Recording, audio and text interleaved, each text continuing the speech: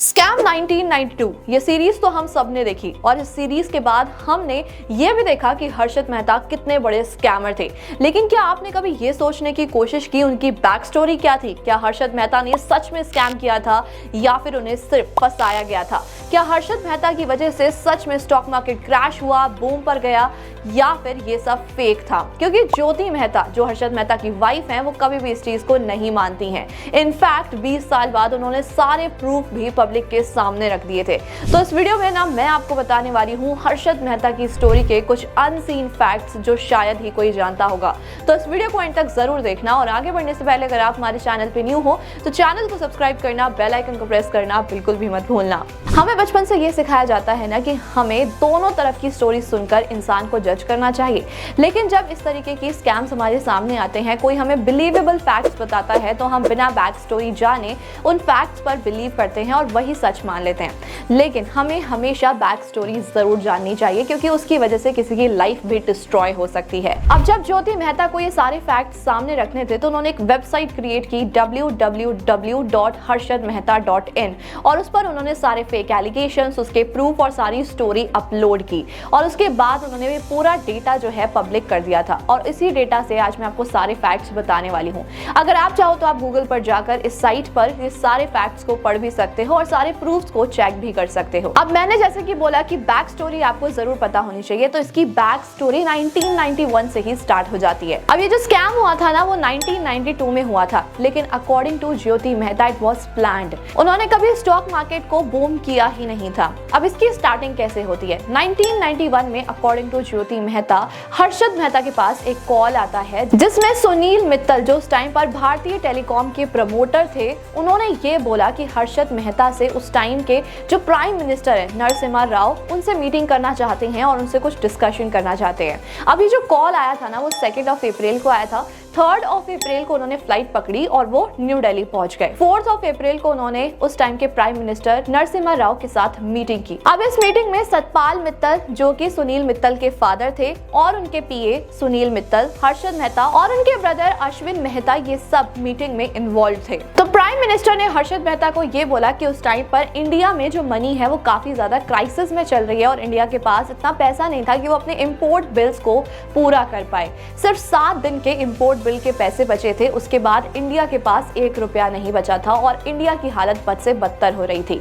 तो उस टाइम पर प्राइम मिनिस्टर ने हर्षद मेहता को ये बोला कि आप मार्केट में एक पॉजिटिव सेंटीमेंट क्रिएट करो, यानी कि आप लोगों को ये बोलो कि इंडियन स्टॉक मार्केट काफी अच्छा काम करने वाली है और कंपनीज आगे आने वाले टाइम में काफी ज्यादा ग्रो करेगी ताकि स्टॉक मार्केट बूम पर जाए और अदर कंट्रीज को ये लगे कि इंडिया में कोई भी इकोनॉमिक क्राइस नहीं है। उसके बाद क्या था, हर्षद मेहता ने फ्लाइट पकड़ी, मुंबई पहुंचे और साथ में उन्होंने सारे इंटरव्यूज में इंडियन स्टॉक मार्केट के बारे में अच्छा बोलना स्टार्ट कर दिया। लोगों को ये बताया कि इंडियन स्टॉक मार्केट आने वाले टाइम में कैसा परफॉर्म कर सकती है, कितना ग्रो कर सकती है। अब इस चीज से काफी ज्यादा लोग मोटिवेट हुए और स्टॉक मार्केट में इन्वेस्ट करना स्टार्ट कर दिया। अब धीरे धीरे कर स्टॉक मार्केट में भी बूम आया और उनके बूम से लोगों को 130% का रिटर्न मिला था, क्योंकि जब वो वापस गए थे तो BSE सेंसेक्स अराउंड 1400 पॉइंट्स पर था और जैसे ही उन्होंने ये सारी चीजें बोलना स्टार्ट की, विद इन 2 और 3 मंथ्स जो स्टॉक मार्केट था वो 2800 पॉइंट्स पर पहुंच गया था।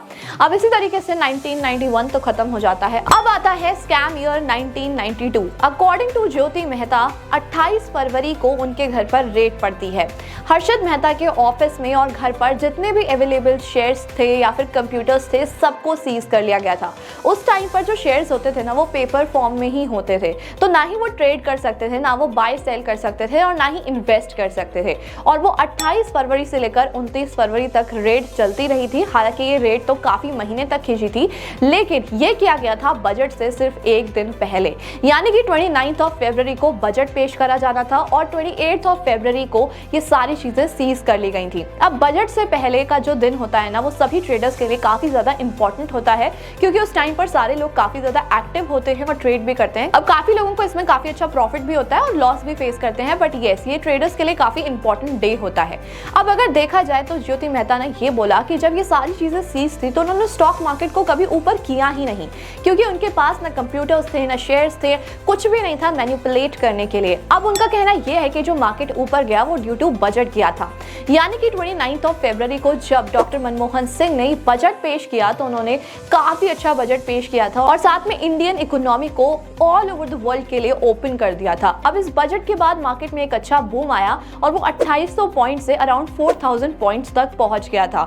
अब ज्योति मेहता का कहना यह है कि जो स्टॉक मार्केट ऊपर गया उसके पीछे का रीजन सिर्फ बजट था। हर्षद मेहता ने तो उसमें कुछ किया ही नहीं था। अब ये जो आईटी डिपार्टमेंट की रेट थी वो अराउंड 90 डेज तक चली थी, यानी कि फेब से शुरू होकर जून तक खत्म हुई थी। अब जब ये आईटी रेट खत्म हो गई उसके बाद भी ज्योति मेहता का कहना यह है कि आईटी डिपार्टमेंट ने उनको पीछे नहीं छोड़ा था, यानी कि वो उनकी फैमिली को काफी ज्यादा हैरेस करते थे और उनके ऊपर अराउंड 1200 केसेस भी लगा दिए थे। हालांकि जब ये आईटी डिपार्टमेंट की रेट खत्म हुई तो उनको कोई भी प्रूफ नहीं मिला था, यानी कि उनके पास कोई अनअकाउंटेड इनकम का प्रूफ नहीं था, साथ में उनके पास कोई ऐसा स्टेटमेंट नहीं था कि उन्होंने मार्केट को मैनिपुलेट किया है, किसी भी तरीके का प्रूफ उनको नहीं मिला था। स्टिल ज्योति मेहता का कहना यह है कि 30 साल तक उनकी फैमिली को परेशान किया गया था। अब इस स्टोरी में ना एक और विलन थे, द कस्टोडियन, यानी कि हर्षद मेहता का जितना भी पैसा था, जितने भी शेयर्स थे, सीज करने के बाद कस्टोडियन के पास गए और कस्टोडियन ने भी इलीगली उसे सेल किया और इस चीज से भी उनको अराउंड 20,000 करोड़ का लॉस हुआ था। यानी कि हर्षद मेहता ने कुछ ऐसे ब्लू चिप स्टॉक्स में इन्वेस्ट किया हुआ था जो आने वाले टाइम में काफी ज्यादा ग्रो कर सकते थे,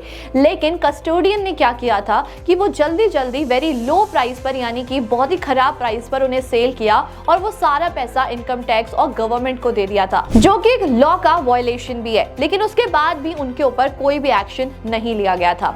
अब आता है चैप्टर 3। 22 अप्रैल 1992 में मिस सुचिता दलाल ने एक आर्टिकल लिखा हर्षद मेहता के ऊपर और नेक्स्ट डे ही वो आर्टिकल इकोनॉमिक टाइम्स के हेडलाइंस में आ गया था।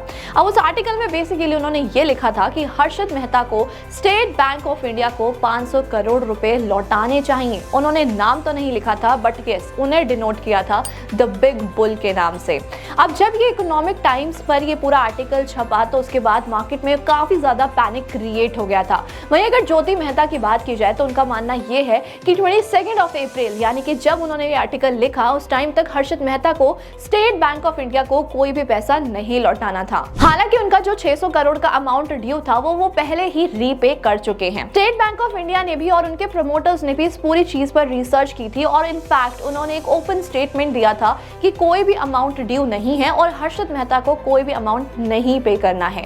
हालांकि जब उन्होंने ओपन स्टेटमेंट दे दिया उसके बाद भी मिस सुचिता दलाल ने अपने आर्टिकल को चेंज नहीं किया था, अपोलोजाइज नहीं किया था और राइट फैक्ट्स नहीं लिखे थे। वो तब भी हर्षद मेहता के अगेंस्ट ही लड़ती रही। अब जब ये आर्टिकल आया लोगों में एक पैनिक क्रिएट हुआ, इस वजह से मार्केट नीचे गिरना स्टार्ट हो गई। उसके बाद ही central bureau of investigation CBI ने हर्षद मेहता के ऊपर एक केस किया और उन्हें 54 डेज की जेल की गई। जब उन्हें जेल लेके जाया गया तो अराउंड 7 PM उनके चेस्ट में पेन होना स्टार्ट हो गया and he was seeking for the help. उनको कोई मिल नहीं पा रहा था, वो चिल्ला रहे थे कि मुझे हेल्प करो, मुझे हेल्प करो।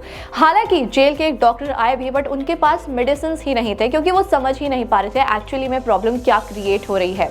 उनका दिमाग इतनी तेज था कि उन्होंने सेंस कर लिया उनको क्या प्रॉब्लम हो रही है और उन्होंने मेडिसिन भी मांगा, लेकिन मेडिसिन कुछ टाइम तक ही काम करी। उन्होंने बोला कि मुझे हॉस्पिटल जाना है। हॉस्पिटल जाने की भी परमिशन उनको नहीं मिल पा रही थी। According to Jyoti Mehta 11 PM के अराउंड उनको हॉस्पिटल जाने की परमिशन मिली और जब उनको हॉस्पिटल लेकर जा रहे थे तो एक गाड़ी भी अवेलेबल नहीं थी।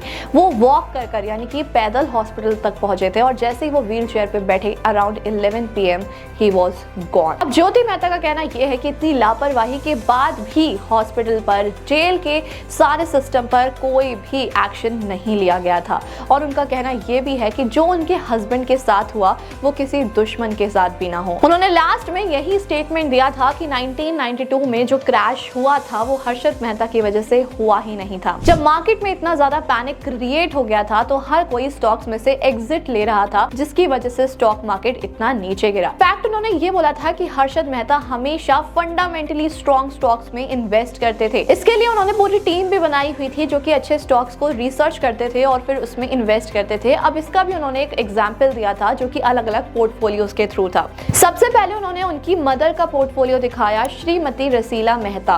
उन्होंने कहा कि उनके पोर्टफोलियो में भी स्टॉक्स को उसी तरीके से चूज किया गया था और उसी तरीके से इन्वेस्ट भी किया गया था और अकॉर्डिंग टू हर उनके पोर्टफोलियो के स्टॉक्स आज भी ऑन ग्रोथ है।